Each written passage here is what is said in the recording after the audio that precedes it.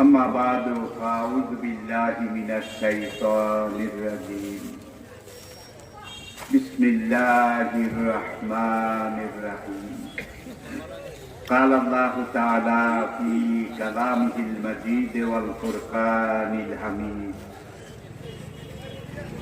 إن الله وملائكته يصلون على النبي يا أيها الذين آمنوا صلوا عليه وسلموا تسليما اللهم صل على سيدنا ونبينا وشفيعنا ومولانا محمد صلى الله عليه وعلى آله وصحابه وبارك وسلم أعوذ بالله من الشيطان الرجيم بسم الله الرحمن الرحيم मुहतरमी और मुकर्रमी कदर गिराम जनाब सदरुल मुहतरम गिरा कदर वाजिबुल इहतराम हजरात नाइब रसूल उलमाए किराम फजला ও মুরব্বিয়ানে ইজাম উপস্থিত সকল স্তরের বয়সের পর্যায়ে দ্বীনের আশিকিন আল্লাহ এবং আল্লাহর রাসূলের মুহিব্বিন কালজয়ী চিরন্তন পথের দিশা মহাগ্রন্থ কোরআনে হাকিমের সাথে মোতাবেক আমার প্রাণপ্রিয় এলাকাবাসী ভাইয়েরা মুহতারামা পর্দার আলের মা ও বোনেরা আসসালামু আলাইকুম ওয়া রাহমাতুল্লাহ। শুরুতে আমি বিশ্ব নিয়ন্তা সর্বপ্রদাতা আলিমুল গায়ব আলা কুল্লি শাইইন কাদির ফাআলুন লিমা يريد أن القوة لله جميعا لا تأخذه سنة ولا نوم আমাদের সেই মহান রব আমাদের খালেক আমাদের মালিক আমাদের রাজা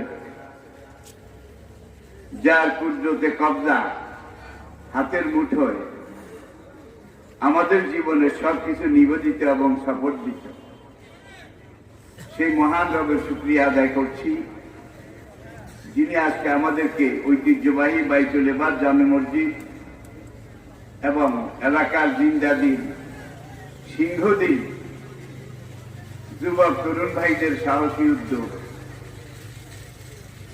দল মত নির্বিশেষে আপনাদের সকলের প্রাণঢালা হৃদয় নিংড়ানো অকৃপণ সহযোগিতা আয়োজিত আজকের এই তাফসীরুল কোরআন মাহফিলের শেষ অধিবেশনে আমি আপনাদেরকে আহলান সাহলান খুশ আমোদেদ এবং মোবারকবাদ জানাই। তারই সঙ্গে সঙ্গে যে মহান রব্বুল আলামিন এই মোক্ষম সুযোগ তৌফিক সৌভাগ্য আমাদেরকে দান করেছেন, যিনি মেহেরবানি করে খালাকাল ইনসানা আল্লামাহুল বায়ান, তিনি আমাদেরকে সৃষ্টি করেছেন, আমাদেরকে কথা বলা শিখিয়েছেন। এর আগে আল্লাহ পাক বলছেন আর রহমান আল্লামাল কুরআন। আমি ইচ্ছা করে আয়াতে শেষ অর্ধেক আগে বলেছি, এর একটা কারণ আছে। মুফাসসিরিনে কেরাম এখানে যে কথাটা বলেছেন বলা দরকার ছিল, মনে হয় যেন এমন যে খালাকাল ইনসান আল্লামাহুল বায়ান ও আল্লামাহুল কোরআন, কিন্তু আগে বলেছেন আর রহমান, আগে কোরআন। এটা পড়া শিখিয়েছেন, কে শিখিয়েছেন? এই কোরআন কি? যিনি আমাদেরকে সৃষ্টি করেছেন তিনি আমাদের জন্য জীবনের আদর্শ, জীবন চলার পথ, পাথেয়, তরিকা, কমপ্লিট কোড অফ লাইফ, পূর্ণাঙ্গ জীবন বিধান হিসাবে এই কোরআন আমাদের জন্য দিয়েছেন। আর এই কোরআনকে যিনি দিয়েছেন তার পরিচয় আলহামদুলিল্লাহ রাব্বিল আলামিন। অনন্ত বিশ্ব জগতের তিনি একমাত্র নিরঙ্কুশ মালিক, মুখতার, যার মারফতে আমরা এই কোরআন পেয়েছি। তার পরিচয় আমার সালনাকা ইল্লা,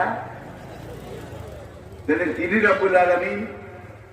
এই কোরআন যার মাধ্যমে আমাদেরকে তিনি পাঠিয়েছেন, দিয়েছেন, তিনি রহমতুল লিল।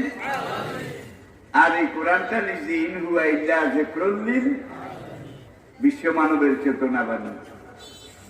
তিনটা বাক্যই রব্বুল আলামিন, রহমতুল লিল আলামিন, যিকরুল লিল আলামিন। জাতীয় নাকি আন্তর্জাতিক? জাতীয় নাকি আন্তর্জাতিক? তাহলে ইসলাম কোন জাতীয় ধর্ম নয়, কোন এলাকার জন্য নির্ধারিত নয়, দেশ কাল নির্বিশেষে কোন ভৌগোলিক সীমারেখার জন্য নির্ধারিত নয়।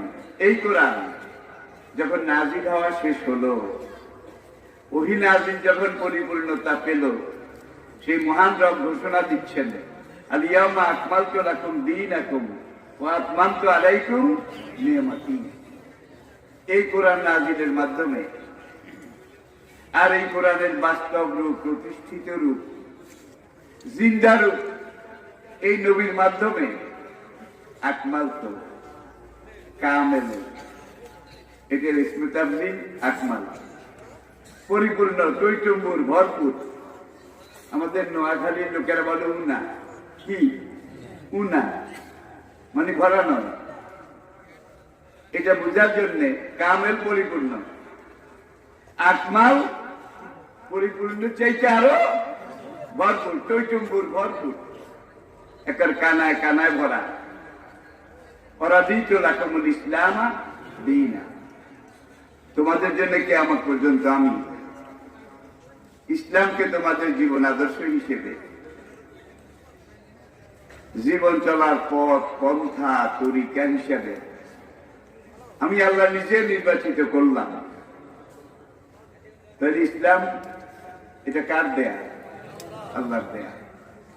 বলতে পারেন এর আগে তাওরাত, জবুর, ইনজিল, বেদ, গীতা, উপনিষদ দুনিয়ার বিভিন্ন দেশে, বিভিন্ন যুগে বিভিন্ন ধর্ম প্রচারক, ধর্মগ্রন্থ ছিল, ঠিক কিনা? তাওরাতের ভাষা ছিল ইব্রানি। এটা মুসা আলাইহিস সালামের উপর আল্লাহ নাযিল করেছিলেন কোরআনের আগে। ও আতাইনা দাউদা জাবুরা, দাউদ আলাইহিস সালামের কাছে জাবুর কিতাব আল্লাহ পাক ইউনানি ভাষায় নাযিল করেছিলেন। এরপরে আসুন আল্লাহ রাব্বুল আলামিন ইনজিল কিতাব সুরিয়ানি ভাষায় সাইয়্যিদানা ঈসা আলাইহিস সালামের উপরে নাযিল করেছিলেন, ঠিক কিনা বলেন? আমরা জানি তাওরাত, জবুর, ইনজিল এই তিনটা কোরআনের আগে সবচেয়ে বড় আসমানি কিতাব। এই তিনটা ছাড়াও আদম থেকে ঈসা আলাইহিস সালাম পর্যন্ত এই দুনিয়ার বিভিন্ন সময়ে, বিভিন্ন দেশে আল্লাহ পাক বিভিন্ন আম্বিয়া কেরাম, নবী রাসূল মানব জাতির হেদায়েতের জন্য পাঠিয়েছেন নাকি পাঠাননি? তাদের কাউকে কাউকে আল্লাহ ছোট্ট কিতাব, যেটাকে বলা হয় সহিফা, কি বলা হয়? সহিফা, পুস্তিকা, বাংলা আমরা বলবো পুস্তিকা। ইন্না হাযা লাফি সুহুফিল উলা সুহুফি ইব্রাহিমা ওয়া মূসা। ইব্রাহিমের উপরে আমি ছোটি বই নাযিল করেছিলাম, মূসার উপরে। যালিকা মাসালুহুম ফিত তাওরাতি ওয়া মাসালুহুম তাওরাত ইনজিলে। যে মুসলিম জাতি, বিশ্ব জাতি, মহাজাতির কথা আমি উল্লেখ করেছি, সেই তাওরাত, জবুর, ইনজিল এগুলোকে যদি একবার পর্যবেক্ষণ করা হয়, তাহলে যে জিনিসটা বলা যায়, সিদ্ধান্তে আসা যায়। তাওরাত বলেন, জবুর বলেন, ইনজিল বলেন, অন্যান্য যুগে যুগে নবীদের কাছে যত পুস্তিকা, সহিফা নাজিল হয়েছিল, এগুলো ছাড়াও দুনিয়ার বিভিন্ন দেশে বিভিন্ন সময় বিভিন্ন ধর্মগ্রন্থ এবং ধর্মাবতার, বেদ বলেন, গীতা বলেন, উপনিষদ বলেন, ত্রিপিটক বলেন, এগুলো বিভিন্ন যুগে মানুষের ধর্মগ্রন্থ ছিল নাকি ছিল না? ছিল। কোরআন নাজিল যখন শেষ হলো, তখন আল্লাহ পাক বলেন, ইন্নাদ দীনা ইনদাল্লাহিল ইসলাম। আবার বলুন, ইন্নাদ দীনা, কিয়ামত পর্যন্ত সারা দুনিয়ার মানুষের জন্য দিন একটা, জীবন বিধান একটা, জীবন চলার পথ, পাথেয়, তরিকা একটা। সেটা কি? আল ইসলাম। সেটার নাম কি? তাহলে এই কোরআন নাজিল হওয়ার পরে, এই ইসলাম পূর্ণতা পাওয়ার পরে, আদম থেকে ঈসা পর্যন্ত, হুজুরের আগের নবী ঈসা আলাইহিস সালাম, যত যুগে যত কিতাব, যত গ্রন্থ, যত সহিফা আমি আল্লাহ নাজিল করেছিলাম, এই কোরআন নাজিলের পরে অতীতে সব ধর্মগ্রন্থ, এগুলোকে আমি আল্লাহ মুলতবি ঘোষণা করলাম। মুলতবি বুঝেন তো কি? কত এগুলা চলবে না। এরপরে আল্লাহ পাক বলছেন, অমাইয়াত তাগে, সূরা আল ইমরান দেখুন, অমাইয়াত তাগে, কোরআন নাজিলের পরে যদি কেউ, কোনো মানুষ এই কোরআন ছাড়া অতীতের কোন ধর্মগ্রন্থ এগুলোর মধ্যে হেদায়েত পেতে চায়, নাজাত, মুক্তি পেতে চায়, তাহলে ফালাই ইউকবালা মিনহু, আমি আল্লাহর কাছে সেটা গ্রহণযোগ্য হবে না। অহুয়া ফিল আখিরাতি মিনাল খাসিরিন, পরকালে জাহান্নামের গহীন পঙ্কে তার ভরাডুবি হবে। তাহলে বুঝা গেল, তাওরাত, জবুর, ইনজিল যুগে যুগের সব আম্বিয়া কেরামের পুস্তিকা, গ্রন্থ, এগুলো ছিল তৈমাম। কি ছিল? তৈমাম। আর তৈমাম এটা কিন্তু টেম্পোরারি অ্যারেঞ্জমেন্ট, ক্ষণিকের জন্য। নামাজ শেষ, তৈমাম নাকি? তাহলে বুঝা গেল এটা ক্ষণভঙ্গুর। এখন তাওরাত, জবুর, ইনজিল থেকে শুরু করে অতীতের সব আম্বিয়া কেরামের দিন এবং কিতাব, এগুলো আল্লাহ দিয়েছেন তৈমাম হিসাবে। আর কোরআন অজু। অজু যখন আসে, ইজা হাজারাল মা বাতালাত তাইমাম, অজু আসলে তৈমাম কি হয়ে যায়? কি হয়ে যায়? আপনারা জবাব দিচ্ছেন না, আমি বোধহয় বুঝাতে পারছি না। অজুর পানি যখন আসে, তখন তৈমাম বাতিল হয়ে যায়।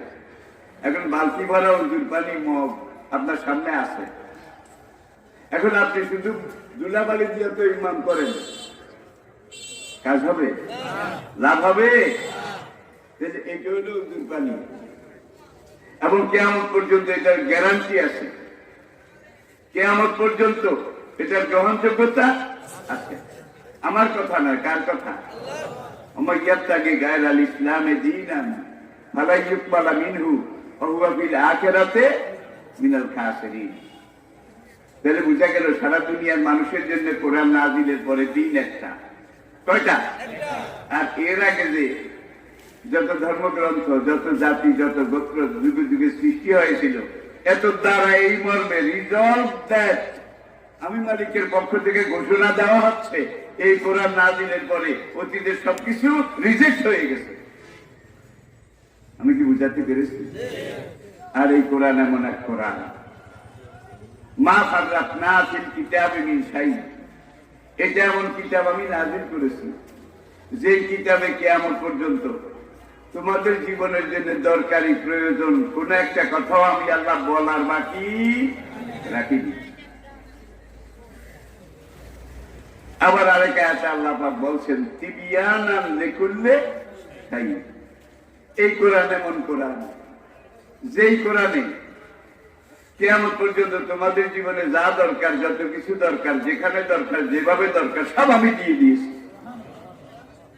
কোরআনে জন্মের কথা আছে নাকি নাই? কিভাবে আপনার আমার জন্ম হয়েছে এটার কথা বোধহয় নাই। আলিয়ানফিরিল ইনসানু মিম্মা খুলিকা মিন মাইন দাফিক ইয়াখরুজু মিন বাইনিস সুলবি ওয়াত তারাইব। স্বামী স্ত্রী যখন মিলন ঘটায়, একত্রিত হয়, তখন চরম মুহূর্তে উভয়ের বীর্য নির্গত হয়, বের হয়, নাকি হয় না? আরেক আয়াতে আল্লাহ পাক বলছেন আলাম ইয়াকুন নুতফাতাম মিন মানি। তুমি ছিলে ফোঁটা নাপাক পানি, ইউমনা, যেটা উপর থেকে নিচের দিকে নেমেছে। কতভাবে আল্লাহ পাক কোরআনে বিভিন্ন আয়াতে এগুলো বলেছেন। আজকে আধুনিক বিজ্ঞান যখন তার পূর্ণতার উন্নতির চরম পর্যায়ে গিয়ে পৌঁছেছে, আজকে বিজ্ঞান কোরআনের যতগুলো আয়াত নিয়ে গবেষণা করেছে, করতেছে, সবগুলা গবেষণা কোরআনে এসে মিলে যাচ্ছে। মুসলমান জাতির জন্য এর চেয়ে বড় সৌভাগ্য আর কিছু থাকতে পারে? পরিশেষে যখন ডিএনএ আবিষ্কার হলো, ডিএনএ আবিষ্কার হওয়ার পরে আল্লাহ পাক কোরআনে বলেছেন আমি মাটি দিয়ে মানুষ সৃষ্টি করেছি। কি দিয়ে? এরপরে দেখুন তোরাব মাটি, আবার সলসালিন কাল ফাখখার, রৌদ্রে শুকানো মাটি, শক্ত মাটি, তিনিল লাফিব, কায়ের মতো দলা মাটি, কাদা মাটি, সলসালিন কাল ফাখখার। এইভাবে মাটি দিয়ে আমি আল্লাহ মানুষ সৃষ্টি করেছি। আজকের আধুনিক বিজ্ঞান, দেহ বিজ্ঞানীরা আল্লাহ পাকের এই মাটি দিয়ে মানুষ সৃষ্টি করেছেন, এটার উপরে রিসার্চ করে গবেষণা করতে করতে তারা ডিএনএ আবিষ্কার করেছে। আর ডিএনএ পরীক্ষাটা হইল কার রক্ত কোনখানে, কোন ঘাটের পানি কোনখানে গড়িয়েছে, এটা নির্ণয় করার জন্য সবচেয়ে বড় নির্ভরযোগ্য পরীক্ষা। ডিএনএ বলছে মাটিতে যত রকমের উপাদান আছে, ফ্যাক্টর আছে, এলিমেন্টস আছে, nitrogen, hydrogen, oxygen, carbon die oxide, iron, লোহা, পিতল, তামা, 18টা উপাদান আছে। আর মানুষের বীর্য, এটাকে পরীক্ষা করার পরে দেখা গেছে হুবহু এই 18টাই বীর্যের মধ্যে আছে। তাহলে কথা ঠিক আছে, মাটিতে যা বীর্যের মধ্যে একবার যখন নর নারী মিলিত হয় একটু বীর্য বের হয়, বেশি নয়। এই পুরুষের একবারের মিলনে যে বীর্যটা বের হয়, এই বীর্যটার ভিতরে 3,88,00,000 শুক্রকীট বের হয়। শুক্রকীটটা বোধহয় সবাই বুঝেন না। মানুষের বীজ, মানব সৃষ্টির মূল উপাদান পুরুষেরটা শুক্রকীট। আর একই সময়ে মা নারী তার একবারের মিলনে যে বীর্য বের হয়, এই বীর্যের ভিতরে 34,000 ডিম্বাণু একবারের মিলনে বের হয়। মায়ের একটা ডিম্বাণু 34,000-এর একটা, আর বাবার 3,88,00,000। এই শুক্রকীট থেকে একটা শুক্রকীট, ওরা একজন বের হওয়ার পরেই কাঁকড়ার মতো সামনের দিকে হাঁটে, কাঁকড়ার মতো এক জায়গায় থাকে না। হাঁটে কেন? বিপরীত লিঙ্গ কোনখানে আছে। নর করে খোঁজে নারীকে, নারী খোঁজে নরকে। ওখালাক না কুম আজওয়াজা। দেখো কিভাবে মিলে যাচ্ছে। পুরুষের একটা শুক্রকীট আর নারীর একটা ডিম্বাণু, এই দুইটা হাঁটতে হাঁটতে হাঁটতে হাঁটতে যখন একটা আরেকটা সামনাসামনি হয়, একটা আরেকটাকে জড়িয়ে ধরে, এমন ভাবে জড়িয়ে ধরে কামড় ছাড়ে না। আল্লাহ তখন একটু বীর্য দিয়ে, বীর্যটা গাম গাম লাসা লাসা আঠা আঠা, একটু বীর্য দিয়ে এই নারীর একটা ডিম্বাণু আর পুরুষের একটা শুক্রকীট, এই দুটাকে ভিতরে রেখে একটা প্যাকেট বড়ির মতো ট্যাবলেটের মতো করে মায়ের জরায়ুর মুখ খুলে জরায়ুর মুখ দিয়ে মায়ের জরায়ুর ভিতরে ঢুকাই দেয়। আমি এই লাইনে আর যাচ্ছি না, কারণ আলোচনা অনেক ভাইয়ের জন্য কঠিন হয়ে যাবে, কঠিন হয়ে যাবে। এই জন্য আমি লাইনটা ছেড়ে দিলাম। এই যে এক ফোঁটা বীর্য, এটার ভিতরে দুইটা জীবন কীট রয়েছে, একটা পুরুষের শুক্রাণু আর একটা নারীর ডিম্বাণু। 42 দিন মায়ের জরায়ুতে এটা এইভাবে ঘুরে, এক জায়গায় থাকে না। তেলাপিয়া মাছের ডিম ফুটাইতে হইলে পানি দিয়ে কি করা লাগে? কি নাকি এক জায়গায় থাকলে ডিম ফুটবে না, পচে যাবে। তো মায়ের জরায়ুতে একটা রক্তের সমুদ্র, এই রক্তের সমুদ্রের মধ্যে বীর্যের এই ফোঁটাটা, যে ফোঁটাটার ভিতরে দুইটা প্রাণ আছে, একটা নর আর একটা নারী, শুক্রাণু এবং ডিম্বাণু। 42 দিন এইভাবে ঘুরতে থাকে। 42 দিন, 42 দিন চলে যাওয়ার পরে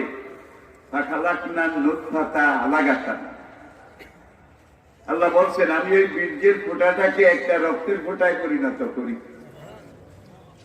আবার 42 দিন এটা এইভাবে ঘুরতে থাকে, রক্তের ফোঁটা।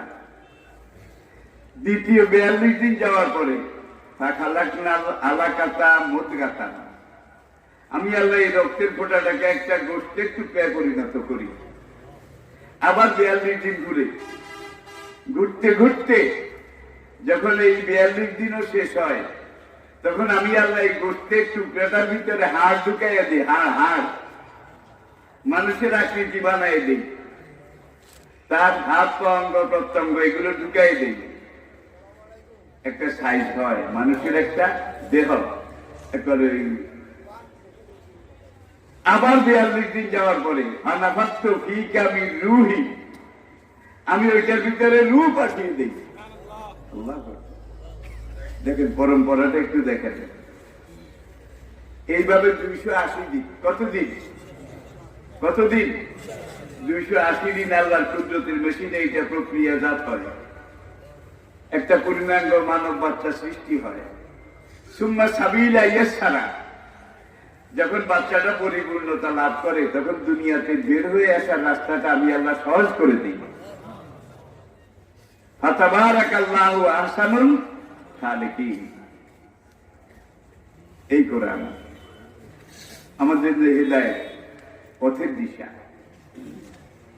আর এই কোরআন আমাদেরকে খাঁটি মুসলমান হওয়ার জন্য, পারফেক্ট মুসলমান হওয়ার জন্য, সহি শুদ্ধ মুসলমান হওয়ার জন্য ইসলামের যে 5টা কি আছে, বেনা, ভিত্তি, পিলার, স্তম্ভ, যেটাকে বলা হয়েছে বুনিয়াল ইসলাম আলা খামস। ইসলাম ধর্মের ভিত্তি এটা 5টা খুঁটির উপরে স্থাপিত। প্রথম খুঁটি লা ইলাহা ইল্লাল্লাহু মুহাম্মাদুর রাসূলুল্লাহ, কালেমা। দ্বিতীয় খুঁটি ইকামাতুস সালাত, সালাত কায়েম করা, নামাজ আদায় করা। 3 নম্বর খুঁটি ইতাই যাকাত, মালদার হলে, বছর পূর্ণ হলে তার মালের যাকাত এটা দিতে হবে। 4 নম্বর 11 মাস পরে 1 মাস সওম রমাদান, রমজান মাস রোজা রাখতে হবে। শেষ এবং পঞ্চমটা হেজ্জুল বাইতে মানুষটা তাই ইলাইহি সাবিলা, যাওয়ার মতো সম্পদ পথ খরচ যদি থাকে তাহলে জীবনে অন্তত একবার আল্লাহর ঘর, নবীর রওজা, এটা জিয়ারত করতে হবে। এই পাঁচটা, these are 5 pillars of the holy Islam। এগুলো হচ্ছে পবিত্র ইসলামের 5টা স্তম্ভ। মূল স্তম্ভটা দাঁড়িয়েছে লা ইলাহা ইল্লাল্লাহর উপরে।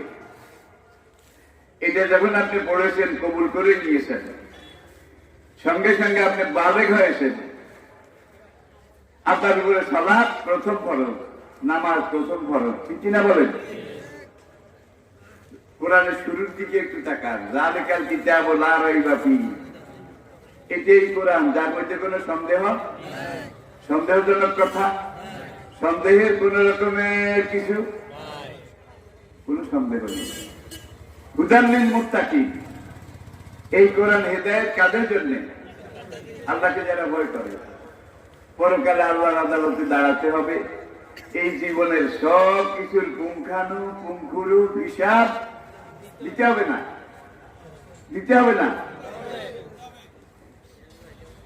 হিসাবটা লামসাম হবে না, গোটাগুটিও হবে না, জাররাতিন দেখছেন কারবার, তীর দন্তি কড়া ক্রান্তি, পুঙ্খানুপুঙ্খরূপে হিসাবটা হবে। এই জীবনটা 50, 60, 70, 80 বছরের, ঠিক না ঠিক? এই জীবনটার পরে আপনার আমার সামনে আরেকটা জীবন আছে। সেই জীবন কোনটা?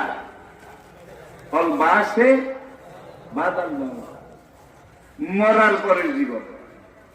সেই জীবনটা 50, 60 বছরের, ঠিক না? 50, 60 হাজার বছরের, 50, 60 লক্ষ বছরের, 50, 60 কোটি বছরের। তাহলে 50, 60 বছরের জন্য এত জোগাড় করলেন, এত পরিশ্রম করলেন, এত কামাই রোজগার করলেন, এত ঘর বাড়ি, এত কিছু করলেন, 50 অনন্ত কোটি বছরের জন্য কদ্দুর চালান আপনি তৈরি করেছেন, আমি করেছি। এটা চিন্তা করার দরকার আছে না? না, আমার কথা বুঝতে কি অসুবিধা হয়? আমি আপনাদেরকে অভয় দিচ্ছি, বেশিক্ষণ আপনাদেরকে বিরক্ত করব না। দুনিয়ার সব কথা শেষ আছে, কোরআন এমন কথা যার শেষ নাই। দুনিয়ার সব দেশ যত বিরাট বিশাল হোক, তার একটা সীমানা আছে। কোরআন এমন দেশ যার সীমানা খুঁজে পাওয়া যায়নি। দুনিয়ার সাগর মহাসাগর যত বিশাল হোক, তার একটা কিনারা আছে। কোরআন এমন মহাসাগর যার কিনারা সীমানা আজ পর্যন্ত খুঁজে পাওয়া যায়নি। সাগর যত গভীর হোক, তার একটা তলা আছে। কোরআন এমন মহাসাগর যার তলা খুঁজে পাওয়া যায়নি, কোনোদিন পাওয়া যাবেও না। এই কোরআনটা কার বাণী, কার কথা? তাহলে আপনি যদি পরকাল আছে, এটা আমাদের ঈমান, আল্লাহ আছে, বাদাল মাউত আছে না নাই? 60 বছরের জন্য যদি এত এত কিছু করতে পারি, 60 কোটি কোটি অনন্ত কোটি বছরের জীবনের জন্য কিছু করার দরকার নেই নাকি? আছে, আছে। এটা হলো পরকাল। কখন থেকে শুরু? কালা রাসূলুল্লাহ সাল্লাল্লাহু আলাইহি ওয়াসাল্লাম, মান মাতা কামাত আলাইহি কিয়ামাতুন, যে মরে যায়, মরে যাওয়ার সঙ্গে সঙ্গে তার কিয়ামত শুরু হয়ে যায়। আরেক হাদিসে হুজুর ইরশাদ করেছেন, কালা রাসূলুল্লাহ সাল্লাল্লাহু আলাইহি ওয়াসাল্লাম, আল মাইয়িতু ফিল কুবুরে কাল গারিকে ফিল মায়ে। মুর্দাকে কাফন দাফন দিয়ে কবরে রেখে আপনারা চলে আসছেন। এই রাখার পরে যখন আমরা চলে এসেছি, তখন থেকে সাগরে পড়ে যাওয়া একটা মানুষ যেভাবে হাবুডুবু খায়, একটা খড়কুটা পেলে ধরে, কচুরি পানা পেলে ধরে, এটা ধরলে বোধ হয় কিছুক্ষণ বাঁচতে পারবে। কবরে মুর্দার অবস্থা ঠিক এরকম। وقال رسول الله صلى الله عليه وسلم الميت في القبور كالغريق في الماء। কবরে মুর্দার অবস্থা কি হয়? একটা লোক পানিতে পড়ে ডুবে গেলে হাবুডুবু খায়, কবরে মুর্দার অবস্থা তার চাইতে আরো কাহিল, আরো খারাপ। সেই কবর আমাদের সামনে নাই, জোরে বলেন। যারা মানে তাদের সামনেও সেই কবর ছিল, আছে। যারা যুগে যুগে মানেনি তাদের সামনে সেই কবর ছিল না, জোরে বলেন। ভাই, দুনিয়ার অনেক অনেক অনেক দেশ আল্লাহ পাক, আমি গুনাহগার, আমাকে সফরের সুযোগ দিয়েছেন এই কোরআনের কথা বলার জন্য। একদল মানুষ বলেছে পরকাল নাই। আবু জেহেল এই কথাটা বলেছিল,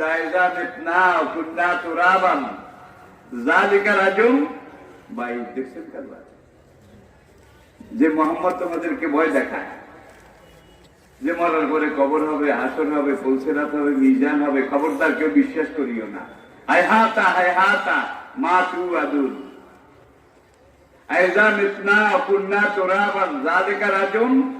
ভাই, আমরা যখন মরে যাব আমাদের শরীরটা মাটি খেয়ে ফেলবে। এরপরে মোহাম্মদের খোদা আবার হাসরের মাঠে আমাদেরকে চিন্তা করে উঠাবে, এই হিসাব নেবে। এটা এত সহজ না। নোয়াখালী এলাকা এত হস না, এত হস না। যা লেখা রাজুম ভাই, সঙ্গে সঙ্গে এক যুবক হেসাম টকবকে যুবক, সেই স্প্রিং এর মতো দাঁড়ালো আবু জাহেলের ওই মিটিং এ দাঁড়িয়ে বলে, চাচা মেয়া কথা তো ভালো বলেছেন যে মোহাম্মদ আর কোরআন যে কথা বলে আমাদেরকে পরকালে উঠতে হবে না, হিসাব দেওয়া লাগবে না, যদি উঠা লাগে। আবু জাহেলে কয়, হত ছাড়া কথা কার, যদি কথার অর্থ আছে নাকি? আমাদের দেশে এই কথাটা আছে, যদি কথা অর্থ নাই, আসে না নাই?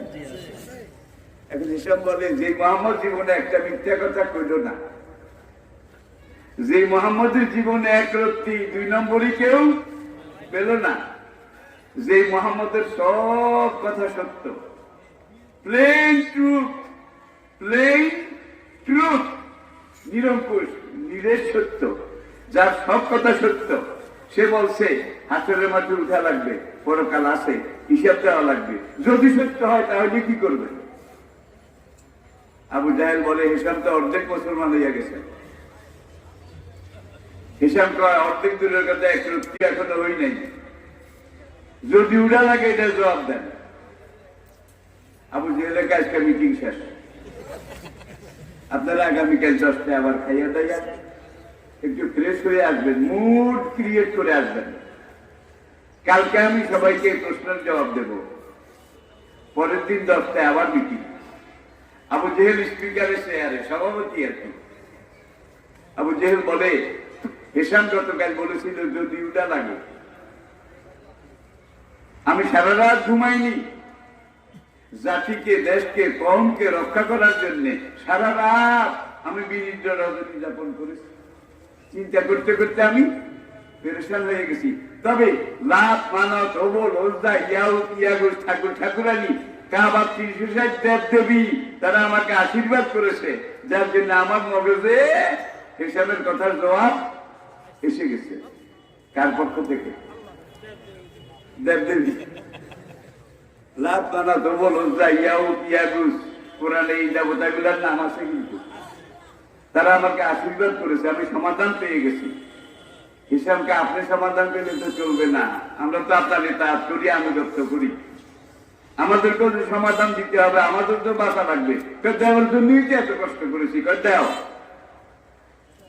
ও মোহাম্মদের খোদা কিয়ামতের পরে 1 নম্বর বাঁশি যখন বাজবে, ফার্স্ট সাইরেন নক্ষাতিন উলা, তখন এই দুনিয়া ধ্বংস হয়ে যাবে।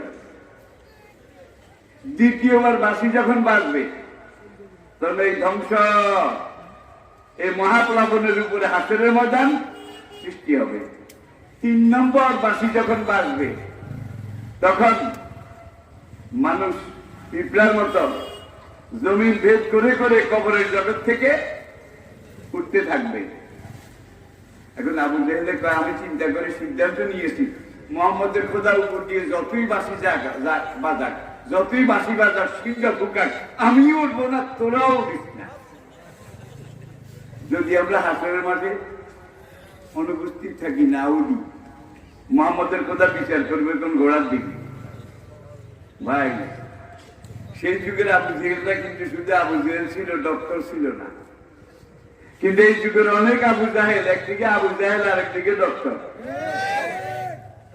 আলহামদুলিল্লাহ, আমার ছেলেরা যারা মাঠে আজকে ওয়াজ করে, অনেক ছেলে ডক্টর, ঠিক না? তবে আমি ডক্টর না। আপনারাও ভুল করেছেন, এটা করবেন না। সেই বিদেশে গিয়েও দেখি ডক্টর লাগাইছে। তো সেদিন জাপানে টোকিওতে সেমিনার শেষ হওয়ার পরে, করোনার আগে আগে, আপনারা ডাক্তার লিখলেন কেন? আমি তো ডক্টর না। আর এই ব্রিটিশ ভারতের পরে পরে উপমহাদেশে ডক্টর হতে হলে বিদেশে যাওয়া লাগতো। এই দেশে কোনো ব্যবস্থা, তখন ডক্টর হওয়ার মতো এত দোকানপাট এদেশে ছিল না। আমি ডক্টর না। তখন আরেক জাপানি দাঁড়াইছে, আপনি ডক্টর না, আপনি বললেন। কিন্তু ডক্টর শব্দের বাংলা অর্থ আমি ডিকশনারি খুঁজে দেখেছি বিশেষজ্ঞ, বিশেষজ্ঞ, এক্সপার্ট ওয়ান। আমি বললাম, ভাই বিশেষজ্ঞ ডক্টরের অর্থ ঠিক আছে, কিন্তু আমার নাম হইল বিশেষ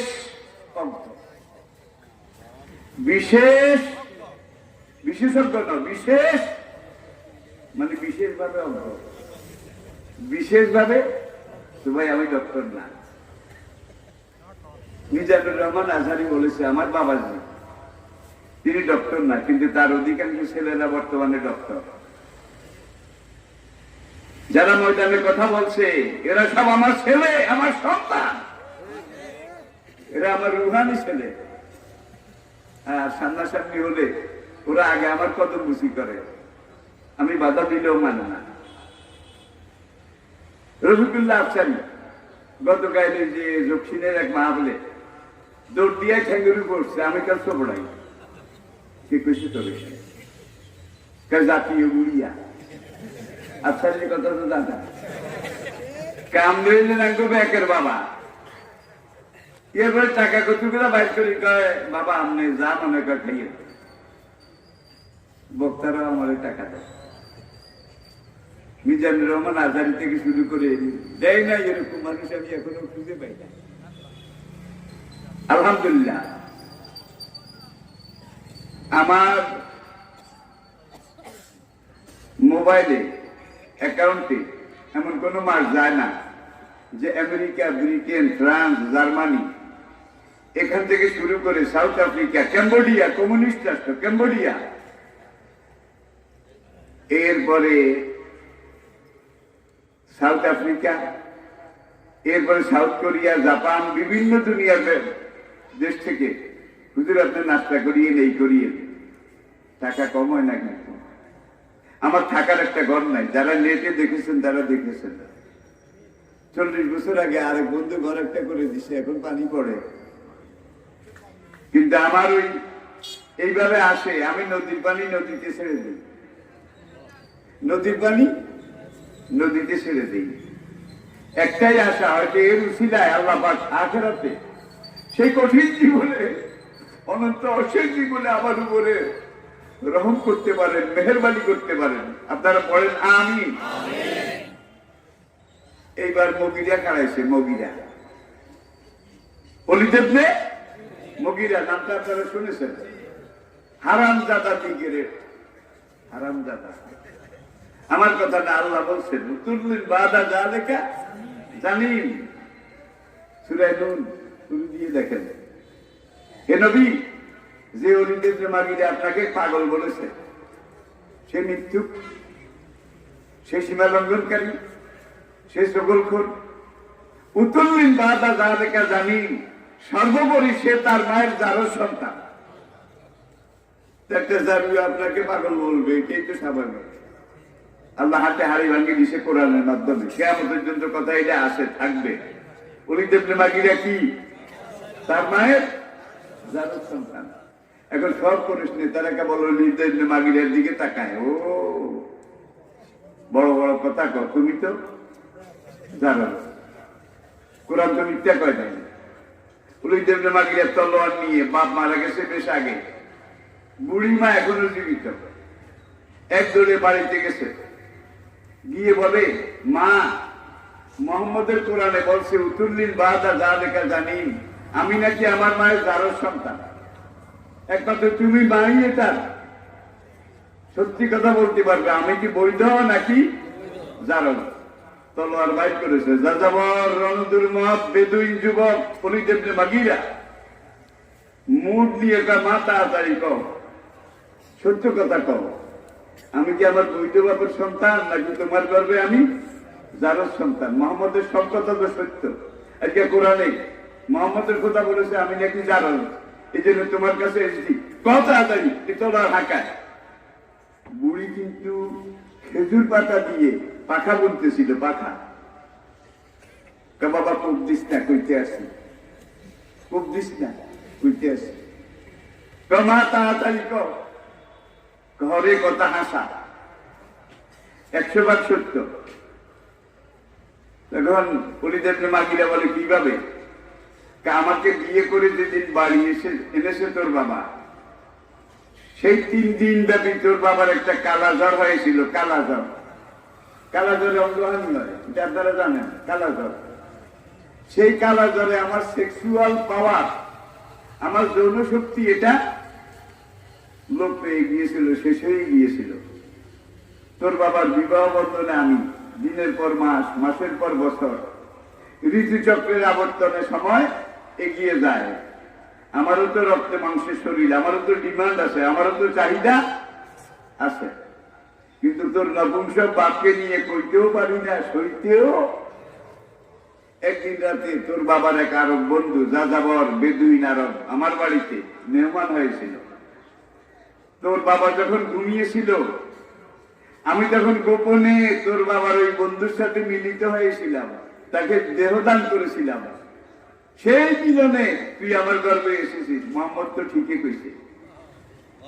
উলিদ ইবনে মাগিরা চিন্তা করলো, বুড়িরে খুব দিয়ে দিয়ে লাভ কি। এখন আবার পরিষদ দরবার আবু জাহেলের মিটিং এর দিকে যায় আর কয়, কাল সদাকা মোহাম্মদ, কাল সদাকা মোহাম্মদ, কাল সদাকা মোহাম্মদ। মোহাম্মদের সব কথা সত্য, সব কথা সত্য, আমার ব্যাপারে যেটা কইছে এইটাও সত্য। এটা হলো কোরআনের চ্যালেঞ্জ।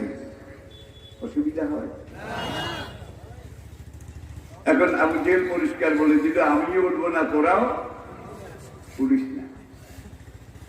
এবারে উলিদ ইবনে মাগিরা কয়, চাচা কথা তো ভালো কইলেন, আপনি উঠবেন না, আমাদেরকেও উঠতে নিষেধ করেন, যদি জোর করেই দেয়। আবু জেলে কয়, তুইও তো হিসামের মতো কি হয়ে গেছিস, অর্ধেক মুসলমান হয়ে গেছিস, এটা হবে না, আমি যেটা বলছি। এবার উলিদ ইবনে মাগিরা সে বলে, মোহাম্মদ ইংলিশ কয় না, ইংলিশ কয় না, বিলিসানিন আরাবিয়্যিন মুবিন, ইন্না আনজালনাহু কুরআনান আরাবিয়্যান লাআল্লাকুম তাকিলুন। সূরা ইউসুফের প্রথম দিকে দেখেন, মোহাম্মদ আমাদের ভাষায় কথা বলে, আরবের ভাষায় কথা বলে, আরবি ভাষায় কথা বলে। কোরআন পড়লেই তো বুঝা যায় কথাগুলো, কোনো তর্জমা লাগে না, মুফাসসির লাগে না, ট্রান্সলেটর অনুবাদক লাগে না, ডাইরেক্ট আমরা কোরআন পড়লেই বুঝি, শুনলেই বুঝতে পারি। মোহাম্মদ ইংলিশ কয় না। মোহাম্মদের কোরআনে যত জায়গায় হাসরের মাঠে আসামি হাজিরার কথা আছে, প্রত্যেকটা আয়াতে মোহাম্মদের কথা মাঝুলের শিখে ব্যবহার করেছেন। ওলামায়ে কেরাম বুঝবেন এবার, মাঝুল, তোমাকে হাজির করা হবে, তোমাকে উপস্থিত করা হবে। কি একটা হলে তুমি উপস্থিত হইও, এখানে আপনি ইচ্ছা অনিচ্ছায় থাকতে পারে, আর যদি বলে তোমারে উপস্থিত করা হবে, সেটা আপনার ইচ্ছা অনিচ্ছা কিছু যায় আসে। মোহাম্মদের খোদা কোরআনে আরেকবার বলেছে, ইনকানাত ইল্লা সাইহাতান ওয়াহিদাতান ফাইজাহুম জামিউল লাদাইনা। সূরা ইয়াসিন। উঠবি তো উঠবি, কানে ধরে উঠবি, আসবি তো আসবি, ডবল মাস করতে করতে আসবি, 2 কান টেনে ধরে বলবি, রব্বুল আলামিন বাঁশি থামাও, বাঁশি থামাও, আসামি হাজির হয়ে গেছি, সইতে পারি না, কলিজা ফেটে যাচ্ছে। যে আল্লাহ এত কিছু পারলেন, সেই আল্লাহ আবু জাহেলকে হাসরের মাধ্যমে দেখতে পারবেন না কেন? অনেক কথা, অনেক কিছু আরো আছে, আমি সেদিকে যাচ্ছি না। আমি সালাত এটার উপরেই কথা বলবো, যার জন্য ব্যাকগ্রাউন্ড আমি এই কথাগুলো বললাম। তাহলে হাসরের মাঠ আছে, আপনি মানলেও আছে, না মানলে নাই, নাকি আছে? সেটাকে বলা হয় ইয়ামুল হিসাব, ইয়ামুল জাযা, ইয়ামুদ্দিন। কোরআন এই দিনটাকে কত আয়াতে, কত ভাবে, কত কথন ভঙ্গিতে মানুষের বিবেকের সামনে তুলে ধরেছে। সেই হাসরের ময়দান বিচার আছে নাকি নাই? আছে। এখন হাসরের মাঠে যেহেতু দাঁড়াতে হবে, লা ইলাহা ইল্লাল্লাহ পড়েছি, প্রথম ফরজ নামাজ কি? আল্লাযীনা ইউকিমুনাস সালাত। এরপরে বলা হচ্ছে কাদ আফলাহাল মুমিনুন আল্লাযীনা হুম ফী সালাতিহিম খাশিউন ইন্নাস সালাতা তানহা আনিল ফাহশাই ওয়াল মুনকার ওয়া যিকরুল্লাহি হাফিজু আলাস সালাওয়াত ওয়াস সালাতিল মুস্তা ওয়া কুমু লিল্লাহি কানিত। কত আয়াত, কত আয়াত, বহু বহু। সালাত, সালাত, নামাজ, নামাজ। মুসলমান থাকতে হলে এই নামাজ তোমাকে আদায় করতেই হবে, হবে না? বহু মুসলমান ভাই আমার আছে, হুজুর ঠিক মতো পড়তে পারি না, নামাজ পড়ি না, তবে আমার ইমান ঠিক আছে। আপনাদের এলাকা হয়তো নাই ভাই, আমার এলাকা এই জন্য আমি কথাটা বলেছি। এবার আসুন, ইমান ঠিক আছে। কালা রাসূলুল্লাহ, কোরআনের ব্যাখ্যা নবীজির জবানে শুনুন। কালা রাসূলুল্লাহ সাল্লাল্লাহু আলাইহি ওয়াসাল্লাম মান তারাকা সালাতা মুতাআম্মিদান ফাকাদ কাফারা। যে ব্যক্তি ইচ্ছা করে, অলসতা করে, অবজ্ঞা করে এক ওয়াক্ত ফরজ নামাজ তরক করলো, ছেড়ে দিল, ফাকাদ কাফারা, নিঃসন্দেহে সে কাফের হয়ে গেল। এক ওয়াক্ত যদি ইচ্ছা করে ছেড়ে দেয় তাহলে কাফের। এক ওয়াক্ত না পড়লে বুঝাইতে পারি যে এক ওয়াক্ত ছেড়ে দিলে কাফের, এক ওয়াক্ত ছেড়ে দিলে কি? আরেকটা হাদিস বলি। قال رسول الله صلى الله عليه وسلم الفرق بين المؤمن والكافر ترك الصلاة। দুইজন মানুষ, একজন মুমিন আর একজন কাফের। যে সালাত কায়েম করে সে মুমিন, আর যে সালাত বাদ দেয়, তরক করে, সে কাফের। আমি ডাইরেক্ট কোরআন বলছি, কারো মনে যদি একটু কষ্ট লাগে আমি ক্ষমা চেয়ে নিচ্ছি। নিজের কথা এখন পর্যন্ত একটাও বলিনি, সবগুলো কথা কোরআন থেকে আমি বলছি। তাহলে 5 ওয়াক্ত সালাত আদায় করতে রাজি আছেন? সবাই বলেন রাজি আছেন? রাজি আছেন? আছেন। এরপর আসুন কিভাবে পড়বেন। শরীর কোনো উযর যদি না থাকে তাহলে আপনাকে সালাত মহল্লার মসজিদে জামাতের সাথে পড়তে হবে। একা ঘরে পড়লে পাবেন 1 নম্বর, আর এলাকার মসজিদে জামাতে পড়লে পাবেন 27 নম্বর, আর এলাকার যেটা কেন্দ্রীয় মসজিদ সেটাতে পড়লে আরো বেশি। জীবনে একবার যদি কাবাগার মসজিদে হারামে গিয়ে পড়তে পারেন তাহলে 1 লক্ষ গুণ বেশি। জীবনে অন্তত একবার মসজিদে নববীতে বাইতুল মাকদাসে গিয়ে যদি পড়তে পারেন তাহলে 1 রাকাতে 50,000 রাকাতের সওয়াব। তাহলে আল্লাহ যদি তৌফিক দেয় ইনশাআল্লাহ যাওয়ার চেষ্টা করবেন তো? বাইতুল্লাহ জিয়ারত, তোয়াফ, সাই এগুলা শেষ করার পরে মদিনা মুনাওয়ারা, নবীজি জিয়ারত না করে কোন হাজী কিন্তু দেশে ফিরে না, ঠিক না বেঠি? কালা রাসূলুল্লাহ সাল্লাল্লাহু আলাইহি ওয়াসাল্লাম মান যারা কবরি ওয়াজাবাত লাহু শাফাআতি। হজে এসে বাইতুল্লাহ তোয়াফ সাই করার পরে যে আমার কবর জিয়ারত করলো তার জন্য শাফায়াত করা হাসরের ময়দানে আমি নবীর উপরে ওয়াজিব হয়ে গেল।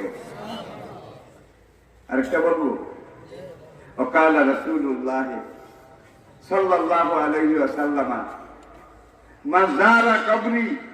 হজের পরে যে আমার কবর জিয়ারত করলো কানা মাইয়া ফিল জান্নাহ, সে আমার সাথে একই জান্নাতে থাকবে।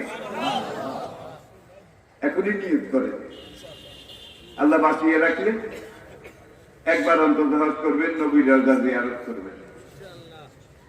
সবাই রাজি? বরিশাল খুলনার লোকের একটা কথা, স্যাপ চলে না দুধ রোজ, স্যাপ চলে না দুধ রোজ, খাইতে পারি না নুন আনতে পান্তা ফিরা ফুরায়। হজ করতে একবার গেলে ৬০ লাখের উপরে লাগে। আমার মতো আদম আলী কদম আলী কব্বাদ আলী, আমি এটা নিয়োগ করলেই বা কি হবে? তাহলে আপনার সমাজের দিকে তাকান, আপনার বাল্যকালে কত আদম আলী কব্বাদ আলী কদম আলী, তারা আজকে কয়েকতলা বিল্ডিং এর মালিক। আপনাদের এলাকায় নাই? আর কত বিল্ডিং এর মালিক আজকে আদম আলী কদম আলী কব্বাদ আলী হইয়া গেছে। দিয়ে ধন চায় মন, নিতে লাগে অনেকক্ষণ। কি দিয়ে ধন চায় মন, নিতে লাগে অনেকক্ষণ নাকি কতক্ষণ? আল্লাহ কোন বলবে তুই নেমে যা, নেমে যাবেন। আল্লাহ কোন বলবেন তুই উঠ, আমি উঠাই, আপনি উঠে যাবেন। আল্লাহর কুদরতের কবজার মধ্যে আপনার আমার আমাদের সবাই জীবন। প্রিয় ভাইয়েরা, যার জন্য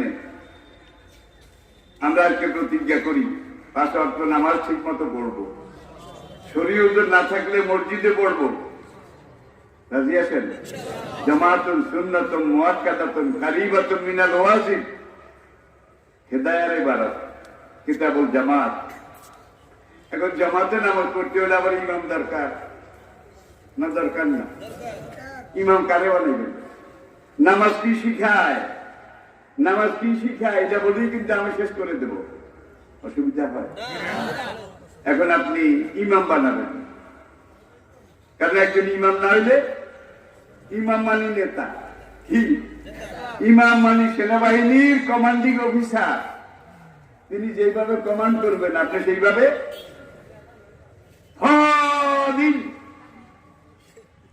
1,00,000 সৈন্য যদি থাকে, কমান্ডার ফদিন বলার সঙ্গে সঙ্গে দেখবেন লাইন তীরের মতো সোজা। আর আমরা আল্লাহর মিলিটারি, আমরা হিজবুল্লাহ, আল্লাহ সৈনিক। 10 বছর 12 বছর বয়সে নামাজ শুরু করেছি, এখন বয়স 70 বছর। ইমাম জামাতের আগে একামতের পরে যখন বলে সফু সফু ফাকুন, আপনারা আপনার কাতার সোজা করেন, দেখা যায় একজন কালো দাগের সামনে দাঁড়াইছে, আরেকজন পিছে। এর মধ্যে নাই। 60 বছর নামাজ পড়লো, এখনো ফলিং সিদ্ধ হইল না। আল্লাহর এই সৈনিক যদি বর্ডারে পাঠাতে হয়, তাহলে আগে নিজের মানুষেরই গুলি করে মারবে, দেশ পাহারা দেওয়া হবে না। ঠিক না বেশি? এখন একজনকে সিও কমান্ডিং অফিসার ইমাম বানাতে হবে। এখন ইমাম বানাতে হলে কিন্তু আপনাদের সবাই অংশগ্রহণ করা লাগবে, সবাই, যতজন নামাজ দিয়েছেন। এখানে আবার ইলেকশন হবে, সিলেকশনে হবে না, ইলেকশন। আমার ভোট আমি দেব যাকে খুশি।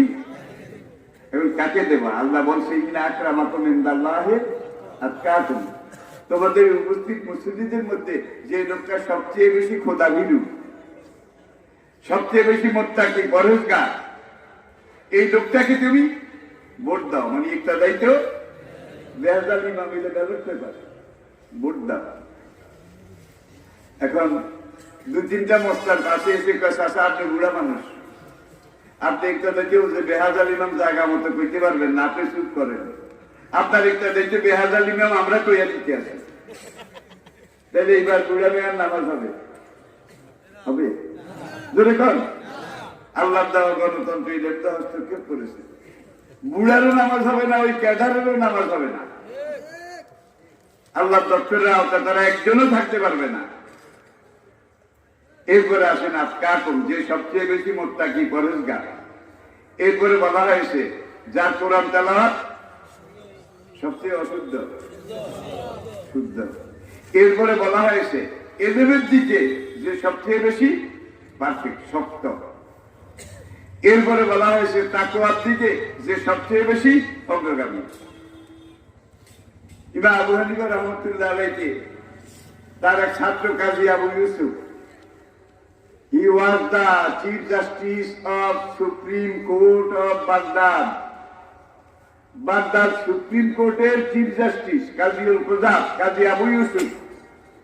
তিনি বলেন ওস্তাদ ভালোই কইলেন, এখন যে কতজন আছে এরা সব কিন্তু মুত্তাকি, সব পরহেজগার, সব তাকওয়াওয়ালা, সব সুন্নতের ধারক বাহক, সব এক সমান। এবার আমরা কারে একটা দেখে বেহাজাল ইমাম বলবো? সবই তো এক। বুঝাইতে পেরেছি? মানের দিকে সব এক। আবু হানিফা রহমতুল্লাহ আলাইহি কয়, যে বেটার বউ সবচেয়ে সুন্দরী তারে টার্গেট করে একটা দেখে বেহাজাল ইমাম কর। কাজে আবু ইউসুফ কয় নেমাজা। কেন? কারণ কি? কারণ যার বউ বেশি সুন্দর, যার বউ বেশি তাবেদার ফরমাবরদার, তার মনটা সবসময় ভালো থাকে, ফ্রেশ থাকে। আর যার বউ আঁকা বাঁকা জিগজাগ টেরা বেড়া চলে, এই বেলা নামাজে খাড়াইলেও বড় চিন্তা করে কি পাই না। ইসলামের সাইকোলজি দেখেন, সাইকোলজি এগুলো স্বীকার করার কোন উপায় নাই। এখন সবাই মিলে বেছে বেছে ভালো মানুষটাকে একটা দেখে বেহাজাল ইমাম, আল্লাহু আকবার। ইমামের কমান্ডের সাথে সাথে আপনারা সব কাজ করেন নাকি করেন না? ইমাম সাহেব ভোট পাইয়া যে যায় লঙ্কা সে হয় রাবণ। একবার যখন ভোট দিছে গদি পাইয়া গেছি, এবার আমি কিছু নিজের আল্লাহ রসুলের তরিকা বাদ দিয়ে নিজের তরিকা চালাবো। প্রথম রাখাত ঠিক মতো পড়েছে, কিন্তু দ্বিতীয় রাখাতে দাঁড়াইয়া এসার নামের জন্য ইমাম সাহেব সূরা ফাতিহার কাছেও যায় নাই, আলাম তো পড়ে নাই, শুরু করেছে ডাইরেক্ট আল্লাহুম্মা ইন্না নাস্তাইনুকা ওয়া নাস্তাগফিরুকা ওয়া নু'মিনু বিকা। এটা বোঝা আল্লাহর তরিকা, রসুলের তরিকা, ইসলামের তরিকা? এখানে পড়া দরকার আছে সূরা ফাতিহা। সূরা ফাতিহা না পড়লে নামাজ হবে না। লা সালাতা ইল্লা বিফাতিহাতিল কিতাব, লা সালাতা মান লা ইয়াকরা বিউম্মিল কুরআন। উম্মুল কুরআন যে পড়বে না সূরা ফাতিহা, তার নামাজ। এখন খালি সেই ইমাম আপনাদের ভোট পাইয়া আলহামদুলিল্লাহ কাছেও যায় না, সে দোয়ায় কোন পড়া শুরু করছে। এইবার আপনারা যারা ভোট দিয়ে একটা যাইতে বেহাজাল ইমাম বলে নেতা বানিয়েছেন, ইমাম বানিয়েছেন, আপনারা চুপ করে থাকলে সারবে। যা পাবে তারে খাক, দেশ খারাপ, সময় খারাপ। এমনই এখন ইমামদের লোকমা দিয়া আমি কি জীবন আর আমি নাকি? চুপ করে থাকবেন, তাহলে সবাই নামাজ সহিভাবে আদায় হয়ে যাবে, ঠিক না? জোরে কর। এখন আপনার উপরে পড়া আন্দোলন, আন্দোলন। আল্লাহু আকবার। আল্লাহ কি শিক্ষা দেয় দেখেন, আল্লাহু আকবার। ইমাম সাহেব তাড়াতাড়ি ঠিক হবে, this is not your perfect way. এটা আপনার সঠিক রাস্তা নয়। আপনাকে পড়তে হবে সূরা ফাতিহা। আপনি ফাতিহা বাদ দিয়ে আপনি এত পড়েন, আপনারা শেষ আমাদেরকেও শেষ করলেন, তাড়াতাড়ি ঠিক হবে। ইমাম সাহেব পাত্তা দেয় না। আমি তো একবার ইমাম হয়েই গেছি, ইমামতি যাবেটা কোথায়? এইবার 10-12 জনে আরো জোরে কি কি আল্লাহু আকবার। হুজুর কানে যায় না? তাড়াতাড়ি লাইনে আসেন, আল্লাহর লাইন, রাসূলের লাইন, এই লাইনে আসেন, তা নইলে কিন্তু অসুবিধা হবে। ইমামের কল্লা ঘুরে কয়, মুসল্লি ভাইয়েরা, একটু আগে সব মুসল্লি আমাকে একটা দেখে বেহাজাল ইমাম বলে ইমাম বানিয়ে ইমামতির ম্যান্ডেট দিয়েছে। নির্বাচিত ইমামের বিরুদ্ধে যারা আন্দোলন করে, লোকমা দেয়, তারা নামাজের শত্রু। এবার আপনারা চুপ করে যাবেন, ঠিক না? জোরে কর, জোরে কর। এবার পুরো মসজিদ থেকে আরো জোরে কি দেখেন, স্বৈরাচার ইমামের বিরুদ্ধে গণতান্ত্রিক অধিকার, এটা জোরদার হয়, প্রবল হয়, আন্দোলন গাঢ় হয়, ঠিক কিনা বলেন? ইমাম এইবারও লাইনে আসে না, হে পড়তে আসে, অনার্স করুকে অলানা আল্লাহর কাছেও যায় না। এবার পুরো মসজিদ থেকে আরো জোরে কি আল্লাহু আকবার। ইমাম সাহেব, দিস ইজ আওয়ার আখিরি নোটিশ টু ইউ,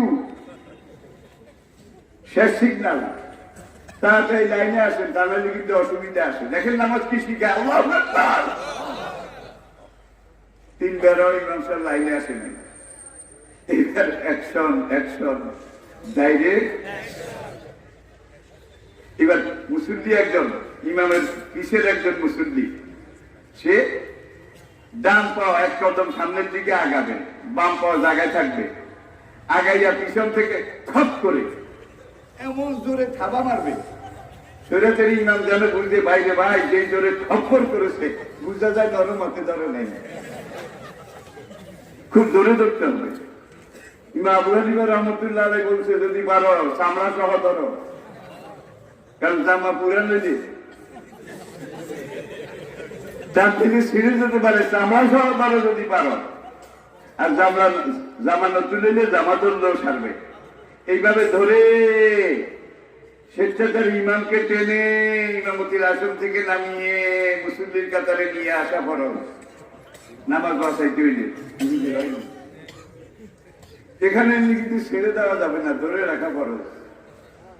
ছাড়লি আবার ওখানে যাবে, গতির লোক বড় খারাপ দিন, কেউ ছাড়তে চায় না, ধরে রাখা ফরজ।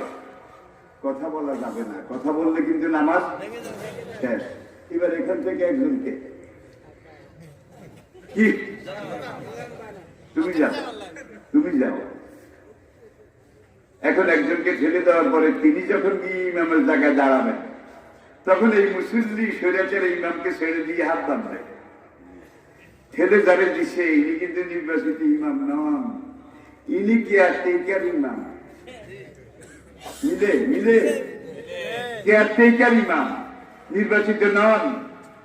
এনার দায়িত্ব হচ্ছে যে এই কাজটুকু সামনে আছে, এই কাজটুকুকে কোরআন হাদিসের সংবিধান মোতাবেক ঠিক মতো আদায় করে দিয়ে বাড়ি ঘরে চলে যাওয়া, ঠিক না ব্যাটি?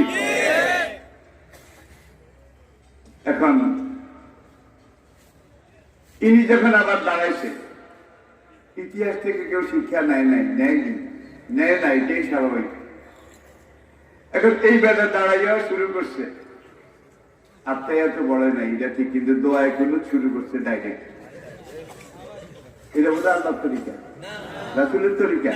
এইটাও স্বৈরাচারী ইমামের আরেকটা স্বৈরাচার, ঠিক কিনা বলেন? এই ইমামরা আবার 3 বার লোকমা দেওয়া ফরজ। জোরে বলেন কি? লোকমা না দিলে নামাজ, কারণ নামাজ হবে না। 3 লোকমা যদি লাইনে আসে, সূরা ফাতিহা শুরু করে, আল্লাহ রাসূলের কোরআন হাদিসের লাইনে আসে, তাইলে গতি ঠিক আছে, ইমামতি বহাল আছে, তার এটা আনুগত্য করা ফরজ। আর যদি লোকমা না ধরে, ফালা তুতে মান আগফালনা কালবাহু আন যিকরিনা ওয়াত্তাবা হাওয়াহু ওয়া কানা আমরুহু ফুরতা। আর হাদিসে নবীজি বলছেন লা তাআতা লিমাখলুকিন ফি মাসিয়াতিল খালিক। এটা আনুগত্য করা যাবে না। এই ইমাম শরীয়তার হয়ে গেছে। 3 বার লোকমা দেওয়ার পরে যদি ঠিক না হয়, তাহলে আগের বেলার মতো এই বেলারও ধরন ফরজ। ইনি কেয়ারটেকার ইমাম। এখন এইভাবে ধরে আরেকজনে ঠেলে দিছে, ইনি হলেন সেকেন্ড কেয়ারটেকার। এই বেলায় খাড়াইয়া আবার আপনি এত পড়া শুরু করছে। দেখা যায় মিল্লাত ওয়াহিদুন, সব এক লাইনে যাচ্ছে, সঠিক লাইন কেউ নাই, কেউ খোঁজ করে না, যাওয়ারও চেষ্টা করে না। দেখেন নামাজ কি শিখায়, আল্লাহু আকবার। নামাজ শেষ হওয়া পর্যন্ত যদি ইমাম ভুল করে, এইভাবে ধরাধরি করা ফরজ নাকি সুন্নাত নাকি নফল? আল্লাহু আকবার। মুসলমানকে কত সজাগ থাকতে হবে এই ময়দানে। একদিকে আল্লাহ রাসূলের ইতাআত করতে হবে, আরেকদিকে ওয়াসিউল্লাহ ওয়াসিউর রাসূলা ওয়া উলিল আমরি। আমি প্রত্যেকটা কথা কিন্তু কোরআন আয়াত বলছি, অনেক আয়াতের আমি অর্থ করতে পারছি না, এত সময় হাতে নাই।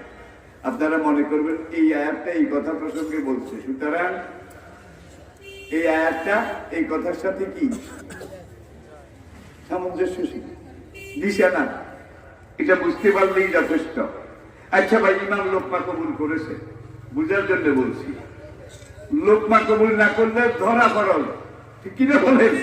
ধরা ফরজ। আর যদি লোকমা কবুল করে, তাহলে আর ধরাধরির দরকার নাই। এইবার সালাম ফিরাবার আগে কি লাগবে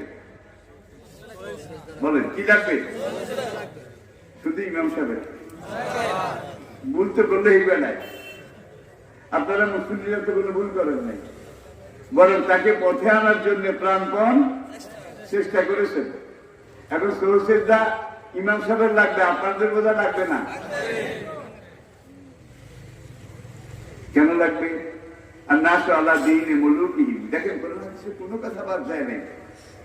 আপনারা একটা দায়িত্ব বেহাজাল ইমাম বলে ভোট দিয়ে যে ইমামকে নির্বাচন করেছেন, সেই ইমাম যদি আল্লাহ রাসূলের বিরুদ্ধে, ইসলামের বিরুদ্ধে, কোরআনের বিরুদ্ধে কোন রাস্তায় যায়, কোন পথে যায়, তাহলে ইমামের যে শাস্তি, যারা ভোট দিয়ে ভোটার ইমাম বানিয়েছে তাদেরও একই শাস্তি। ভাই মাসাজিদুহুম আমিরাতুন হিয়া খারাবুন আল হুদা, অদৃষ্টের নির্মম পরিহাস। যাকে ইমাম বানাইলাম সেই সহজেজদা দেওয়াইল, যাকে ইমাম বানাইলাম সেই সহজেজদা দেওয়াইল। যে মুসলিম সারা জীবন কেবল সহসেজদা সহসেজদা সহসেজদা, সেই মুসলিমের কবুল হবে কোন সেজদা? ভাই তাহলে 5 ওয়াক্ত নামাজ আমরা ঠিক মতো পড়বো, সবাই রাজি? রাজি? আল্লাহর কসম, আল্লাযী নাফসি বিয়াদিহি, ওই আল্লাহ পাকের কসম করে বলছি, আমার ইমানের কসম, আমার হায়াতের কসম, যে কথাগুলো আমি বলেছি প্রত্যেকটা কথা আমি কোরআন থেকে বলেছি। আর কথার নিরিখে দৃষ্টি